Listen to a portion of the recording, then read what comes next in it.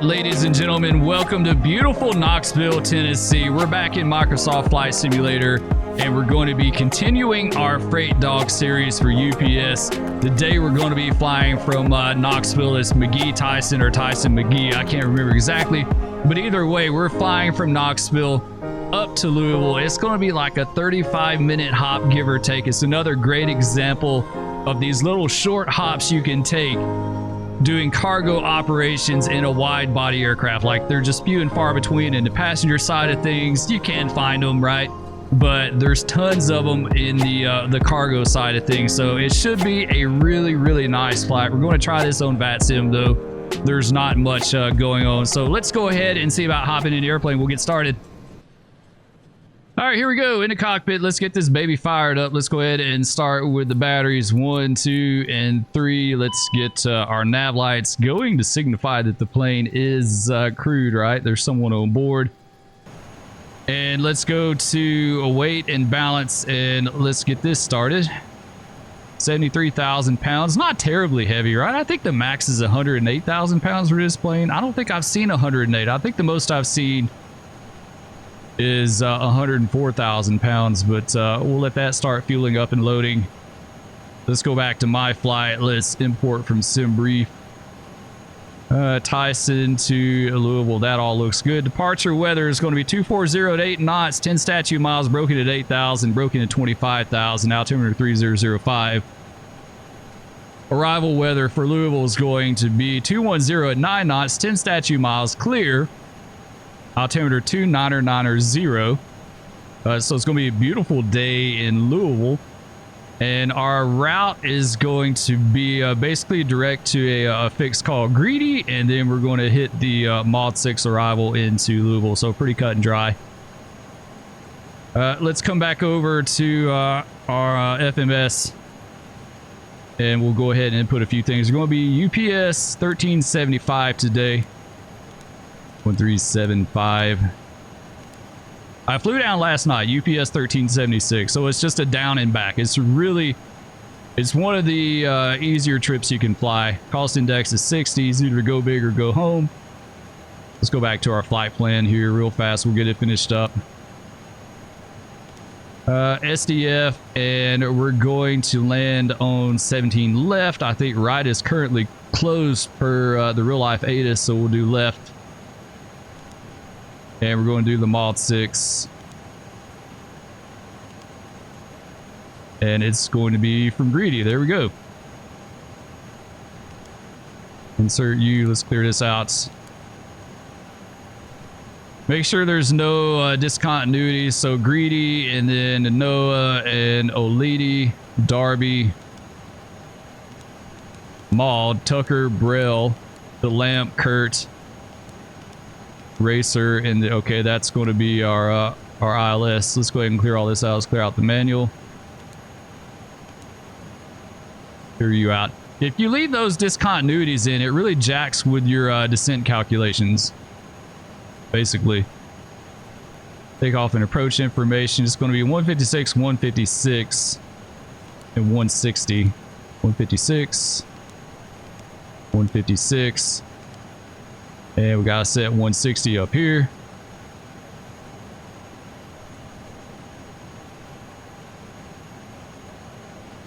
There we go, 160. Let's pull it. And it's going to be 208 plus 20 is going to be 228. Oops, went by a little bit there. Let's back it up just a tad.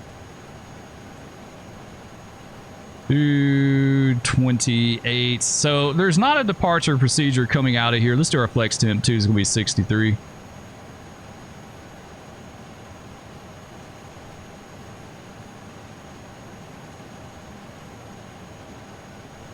Nice. All right, I think that's all good enough for now. Yeah, there's not a departure procedure out of here, right? We'll look at Navigraph, but we're just going to be flying out of here basically on vectors. Well, there is the Knoxville 7, I guess. Does this have Greedy? I don't think it does. I think it's only the VORs. I think this is like an old departure that they had from years ago. You can still fly it, right? But Yeah, there's no fixes on it, so that won't apply to us. So yeah, we basically just fly out of here on our own.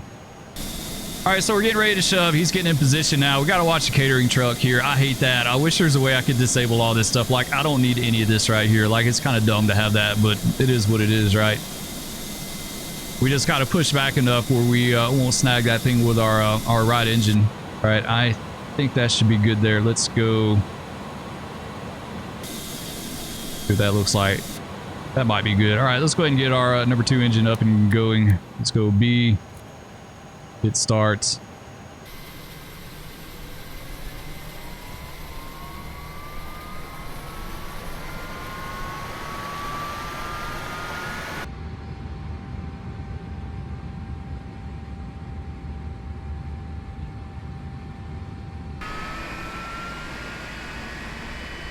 We'll probably push back to right about here. We're about to make a sharp left, a hard left. A little further. Yeah, we all up in FedEx space, but it'll be all right. Okay, that's good right there. Let's set the parking brake. Parking brake is set. Go ahead and do left engine. Let's hit start. Let him spool up and we'll add some fuel in. All right, fuel's added in. Engine spooling up. Quiet day on VATSIM. You know, it is what it is during the day, right? Like, it's kind of hit and miss, but you know, I look at it this way. I at least like to see the other aircraft flying around. We may be able to see a few. We may not see any. All right, number 1 stable. Let's go ahead and get ignition off. Let's ditch the APU bleed off, APU master off. Those will taxi on. I'll do exterior lights just because it's just more lights that people can see on the ground, all right? Go ahead and get dome light on too. That's going to help with the shadows in here a little bit. Get probe heat on. And let's go back down. Let's arm the spoilers and get flaps down 1515 on takeoff. Let's go ahead and do our takeoff config check. Press that button and hold it. And takeoff test normal. Nice. Okay, so I think everything is set. 228 knots to 5,000 feet. A runway heading of 231. Altimeters are set. You're uncaged. Landing elevation is entered. Let's go ahead and do heading select and a level change for our initial climb out. Then we'll go to profile once we get a little altitude. All right, guys, I think we're set. We'll go ahead and see about taxiing. All right, let's give her a little fuel. We'll get her rolling. I finally got around to doing some custom views. It's been needing some for a while, so we got a few.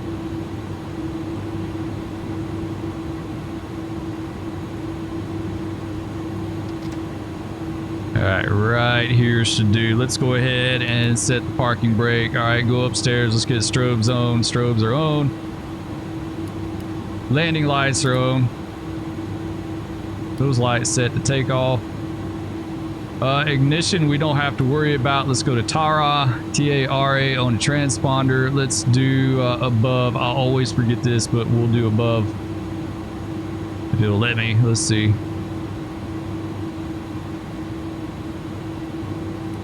There we go. Now we're on above. All right. All right, guys, let's get out of here. Let's release parking brake, crack the throttle.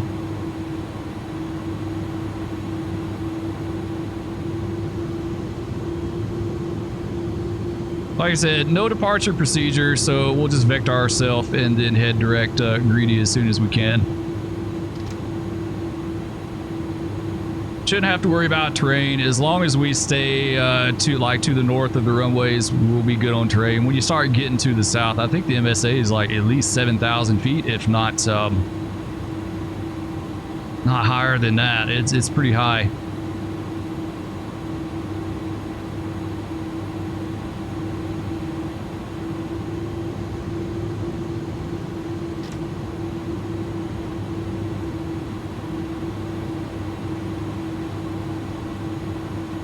That looks good right there. Let's step on the brakes. Let's hold, run the power up to 40.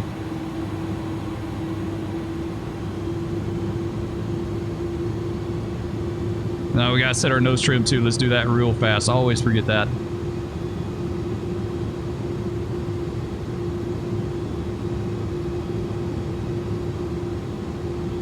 There we go. All right, nose trim set. Let's get out of here. Off the brakes.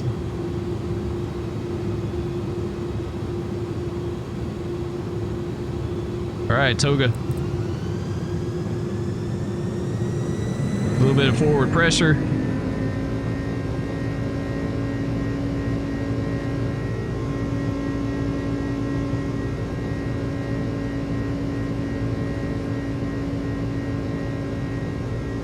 All right, 100 knots, neutral pressure.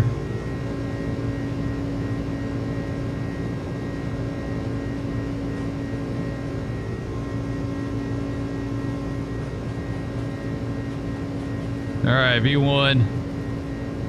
And rotate. And we're off, guys. Positive rate. All right, gear up.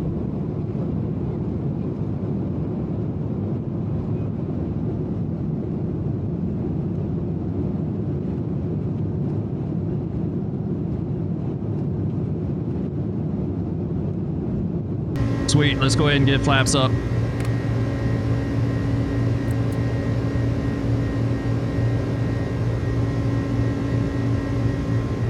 All right, it's through 2,000 feet. We'll go ahead and engage the autopilot.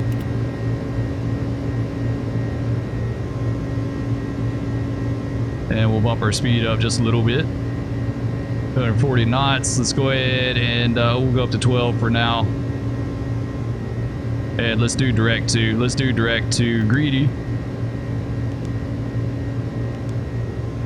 Insert. And nav mode. Nice. All right, guys.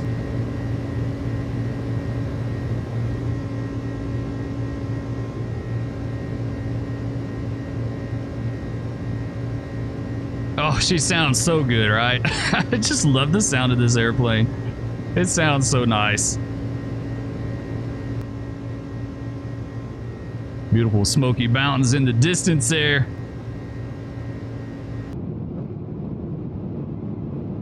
All right, let's go ahead and get slats up the rest of the way.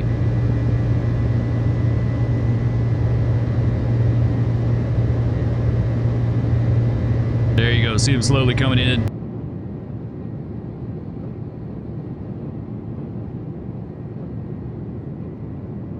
All right, let's jump back into cockpit and let's do after takeoff checklist. So basically we need to get landing gear off. There are speed brakes taken care of. That's good. We are on Tara. The altimeters are set, and let's do turn off lights and wing lights off and our nose light off as well. We'll keep landing lights going until 10,000 feet. Go ahead and do profile mode.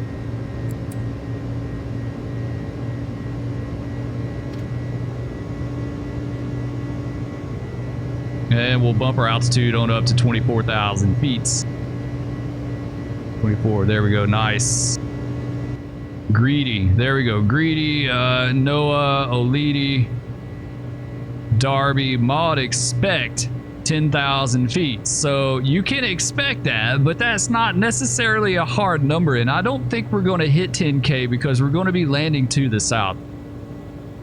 I would rather hit 10K maybe around Brill, then get down, you know, after Brill, start descending to like 5, and then as soon as we get to 5, turn our base, and then, you know, then turn on final for the ILS or visual on 17 left. So yeah, that's not a hard number, and it's easy to trip you up if you don't pay attention to it.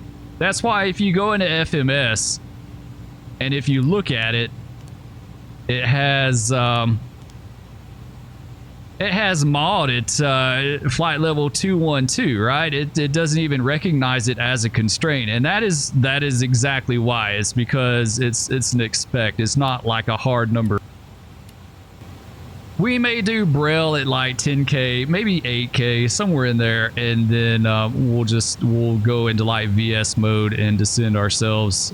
We don't have any other Any other constraints we got to worry about? It says 17 left and right from Tucker on track 314 to Brell, then on track 350 to DeLamp, then on track 350 to Kurt, then on track 350. So leave Kurt on heading at 350 and you expect radar vectors to follow approach course. So that is going to be our arrival. Our approach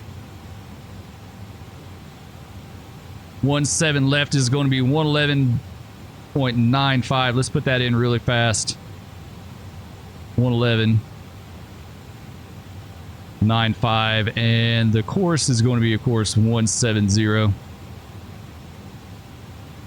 going to take us a hot minute to get there. We're doing shift though. Shift helps a little bit.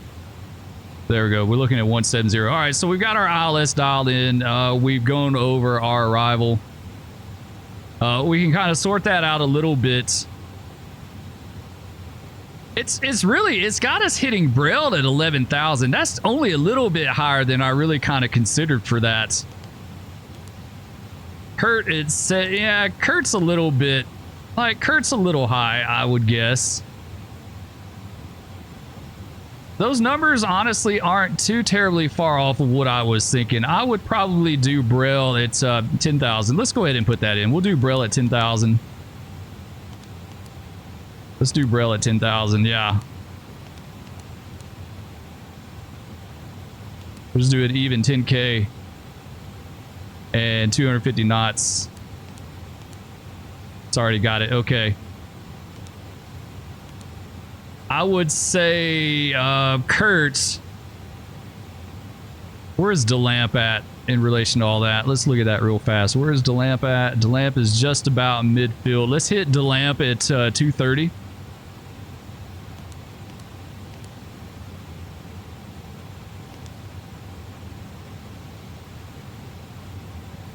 There we go. And we'll do Racer. Racer is that's on our final. Racer. 5, 3 is 8. Obviously, that's going to be 6, and 4 is 10. So 11, 12, about 12 miles out, 12 and a half miles out. We'll say 210. We'll say 210 on Racer.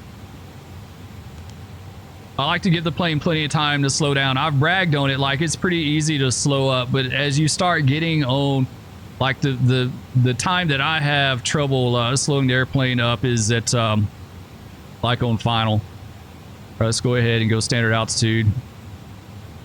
299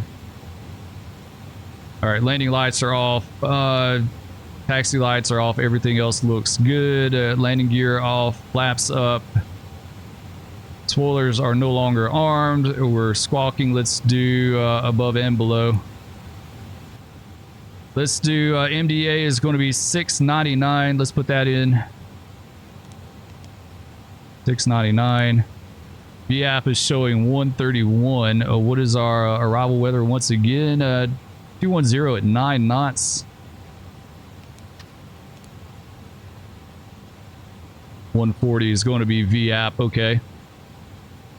All right, yeah, I think that looks good. So we're just going to cruise along for a bit, and then we'll catch up with you guys.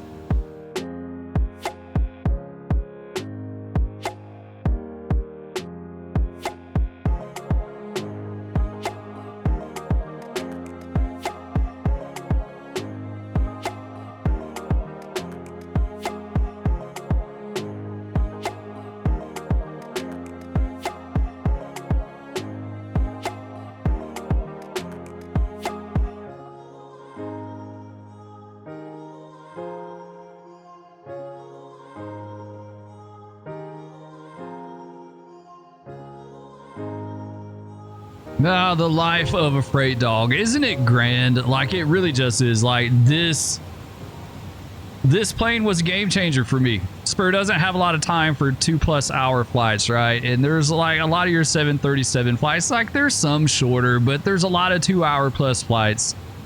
So for me in game, with the time that I have available, it was either regional jets or nothing, right? If I really wanted a good like mix of short hops that I could fly, It was regional jets. There were no heavy jets that I could do anything with. And don't get me wrong, I love the CRJ. It's a good little airplane. It's not bad. It's a little bit of a handful to fly, and we'll be flying it some more. But it's just great being able to fly a 20, 30, you know, an hour less hops in a wide body aircraft. Like, it is absolutely 110% my speed. All right, we're less than 20 out of top of descent. Let's go ahead and get set up for that. So we're going to roll this guy back all the way to 5,000 feet.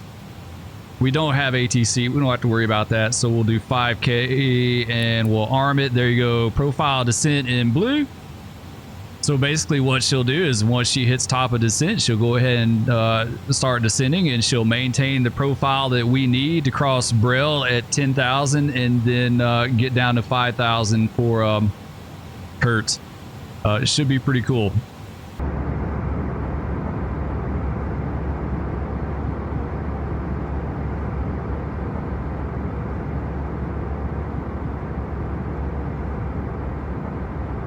All right, there we go. Starting our descent into Louisville.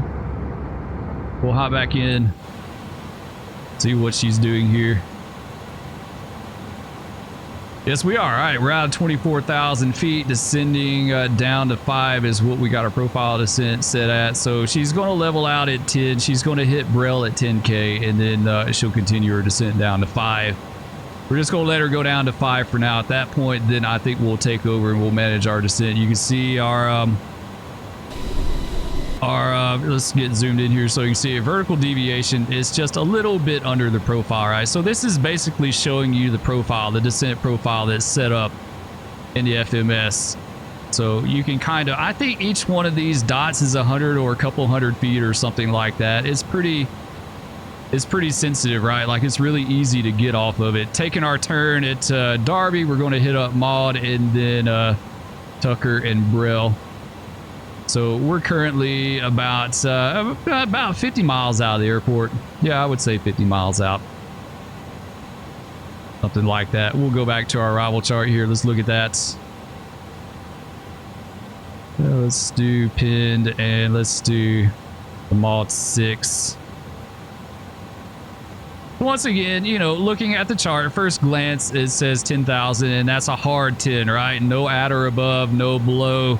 It's a hard 10, but it says expect. So that means that it's not always a given, right? Like, I would expect 10 if we were landing to the north, definitely, you know, 10 for sure. But landing to the south, not so much. We'll stay up higher a little bit longer, get a better fuel burn, a little better descent.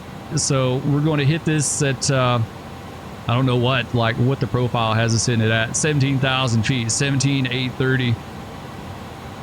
Brel at 10K and Kurt at 5, and then we'll start vectoring ourselves. We need to get down to 4 for the ILS, so probably as soon as we hit Kurt, we'll start descending to 4 and then start swinging around for the ILS on 17 left. Louisville traffic UPS 1375 inbound Maud 6, about 40 to the south of the airfield, and we'll be setting up for an ILS 17 left. Louisville traffic. All right, there we go. I made that call because there is someone sitting on the ground there, so I kind of wanted him to know, hey, there's someone inbound, right? Like, we're coming inbound and to be expecting us. It shouldn't be an issue.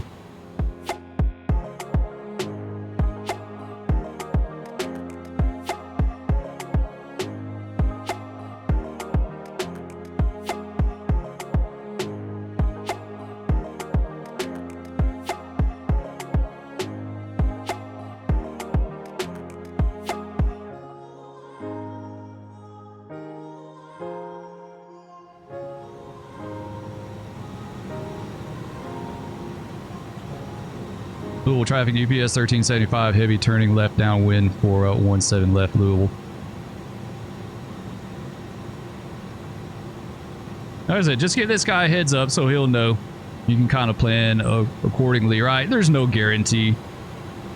There's no guarantee he's going to adhere to anything that I'm doing, right? Like, he may just bust up out of there right in front of me, or he may wait, or, you know, you never know. But at least he kind of has an idea. If he's monitoring, he may not even be monitoring. But, of course, on Utica 122.8, starting March 1st, is going to be CTAF. And CTAF for Louisville would basically be the tower frequency. Let's go look at it here. Yeah, 124.2 would be CTAP. That's the primary and only the primary. Is if they have a primary and a secondary, then you would go with the primary.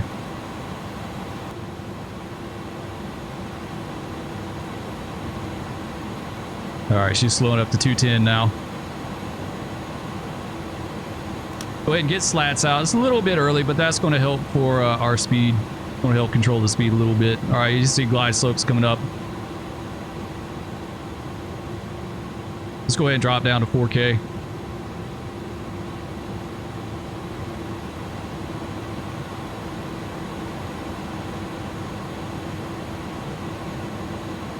And really, we could probably just do a direct 2 racer. Let's try that. Let's see how she does. Louisville traffic, UPS 1375 heavy, left base for 17 left, Louisville. All right, that guy, he looks like he's still sitting. Yeah, he's still sitting there. Go ahead and go to land mode.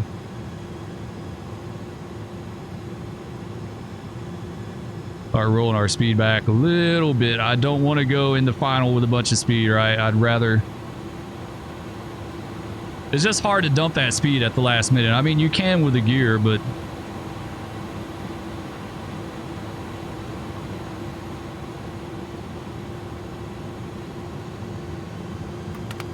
All right, go ahead, flaps 15.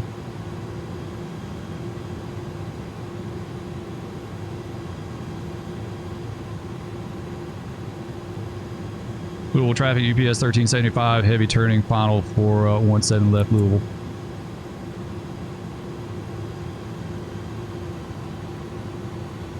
All right, localizers captured, glide slopes captured.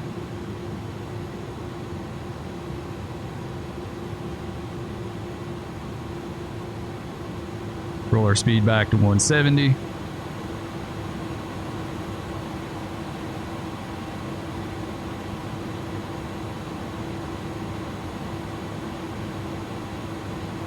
Dude, the speed doesn't roll off nearly as quick, right? Like at this phase of flight. I think this is when the airplane is absolutely the most slippery.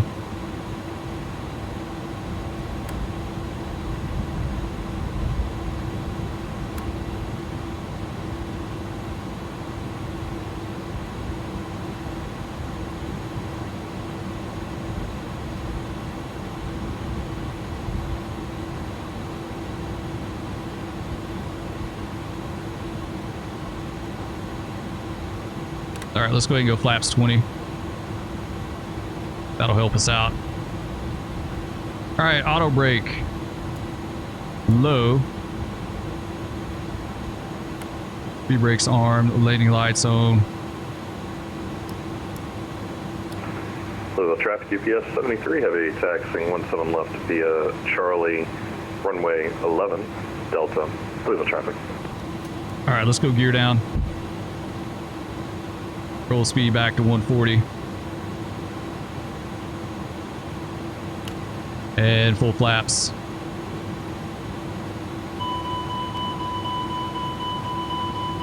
Got a little bit over speed there. She didn't slow down nearly as much as I thought she would. Yeah, this is where it's absolutely the most slippery.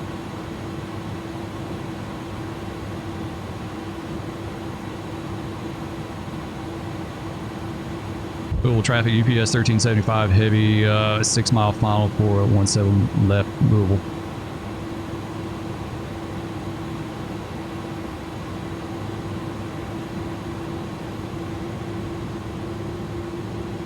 All right, speed's coming on back. That's good. As soon as she stabilizes on speed, we'll take the aircraft.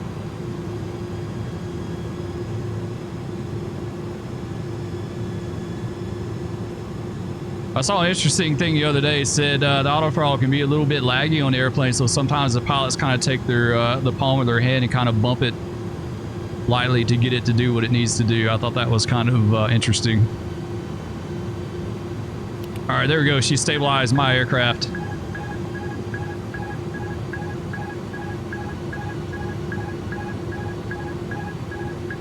Watch that descent rate. All right, sterile cockpit. Full flaps, gear down.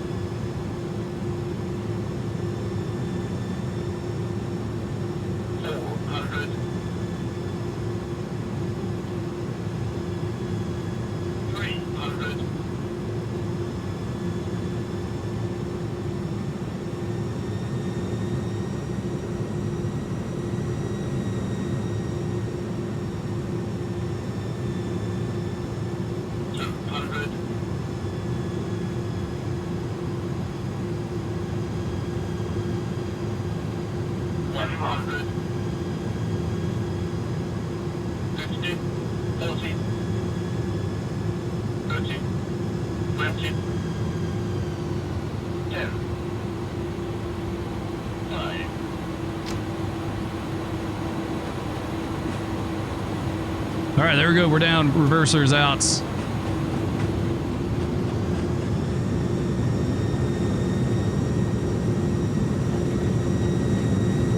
Maybe we can make this high speed up here.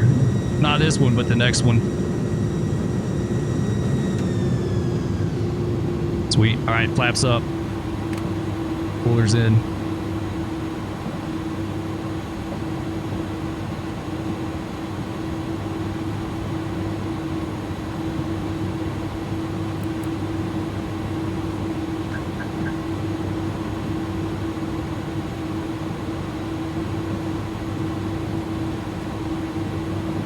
All right, guys, welcome to Louisville. Another nice little trip. Can't beat it. All right, there goes our other bad boy. Oh, he's rolling old school.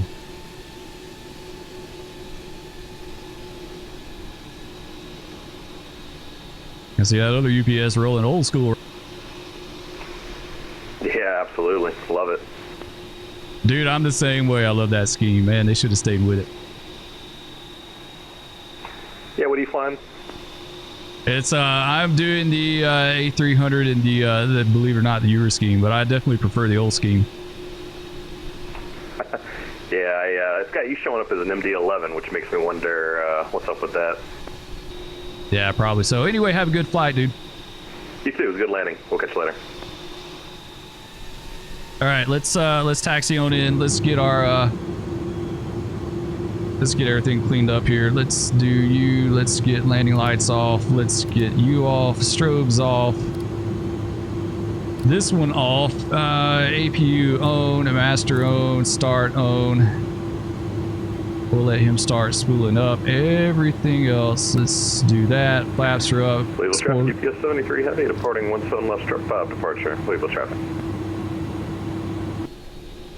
Very cool, very cool. He's going to Harrisburg. That's a good flight. We need to make that sometime. We absolutely need to make that sometime. He's flying an A300 as well too, and it's showing up as an A300. That's an interesting thing. He saw me as a MD-11, but he's showing up as an A300. Wish we could hear that good growl, right? That buzzsaw. Need some of that buzzsaw action.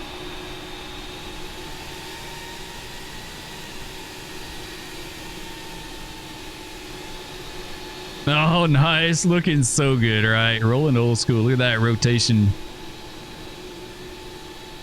Nice job. Very nice.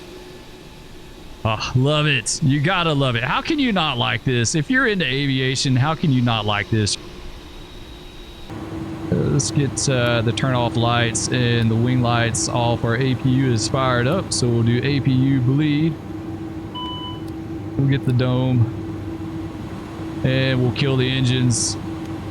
2 and 1. I'm really thinking about trying out a pilot's life. I think that would be so cool. If you haven't heard about it, research it. But in a nutshell, it's a little program that you can run separate that like you get hired by, you have to apply with airlines, right? Each airline is ranked a certain star, like your lower end airlines are 1 star, your higher end are 5 or 6 stars. And you have to start small and work your way up to the big airlines, which I think would just be incredibly cool. So we may try that out. I've been eyeballing it. I think it would be cool to do a whole thing with that. Another great flight. Definitely, if you have the A300 and you like doing cargo ops, it is one to look at. We're going to start doing some FedEx stuff at some point too. I don't want to leave them out because they have a lot of great like short haul routes in a wide body as well. Anyway, thanks everyone for watching. Be sure to hit that like, subscribe, leave me a comment, let me know what you think of the Freight Dog series. I love all you guys, and we'll catch you in the air next time. Peace. No, big cat, no. Oh no, kitty. Oh, that's a MiG. That's a MiG over his head. Okay, it's the weirdest day ever. Oh no, he just fell. He just fell.